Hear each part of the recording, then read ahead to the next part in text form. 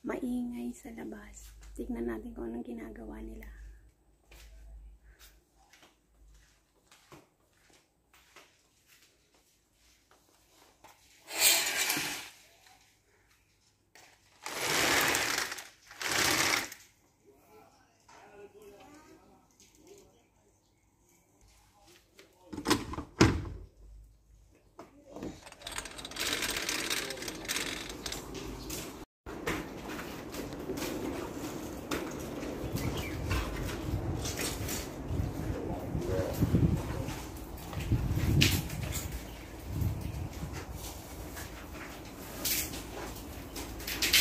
Yan, tinanggal na nilang lahat.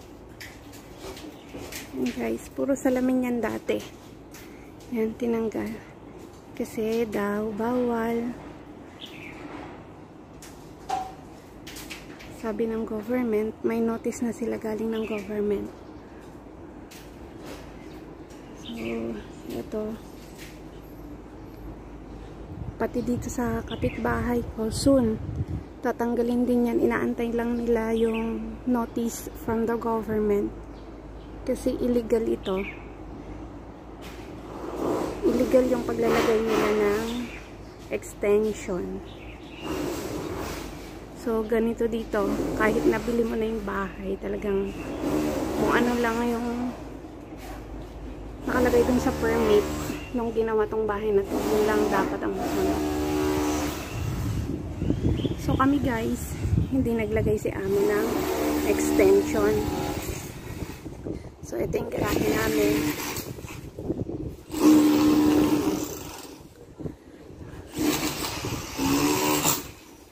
Yan. Kaya maingay. Ito under construction pa to. Hindi pa tapos. So bago lang yan. Bagong building. Ayan. Mamaya akyat tayo sa taas. Akyat tayo sa taas mamaya. Ipapakita ko sa inyo yung extension pa na tinanggal nila doon sa taas. May harang yan dati eh. Yan. So, yan. Akyat tayo guys. Para sa taas. Ayan. Ito pa guys. Dati yan may cover yan. Yan. Nakikita nyo yung mga pinagtanggalan. Yung bakal na nakausli. Yan, dati may cover yan. Lahat ng may mga cover na extension sa rooftop, pinatatanggal ng government. Kasi kung ano lang yung naka-registered dito na sukat o taas ng bahay, yun lang yun, hindi mo siya pwedeng i-extend. Yan, yung mga extension yan sa rooftop, pinatatanggal na ng government. Yan, soon tatanggalin na rin yan. Ewan ko kung bakit. Sa amin kasi walang walang cover. Ito lang siya, may shade lang siya pero half lang. Yan. Pati sa baba. Kita niyo yung mga bahay.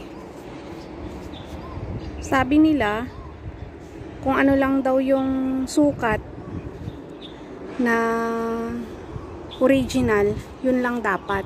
Hindi mo siya pwedeng i-extend or palakihin or paluwangin. Kahit na nabili mo na yung lupa, yung bahay, kailangang sumunod ka sa government. Hindi katulad sa Pilipinas na kapag nabili mo na yung bahay at lupa, yan, kahit na anong gawin mo, palakihin mo, pataasin mo, walang problema. Dito guys, hindi po pwede. Yan. So, that's all for today. Bye-bye!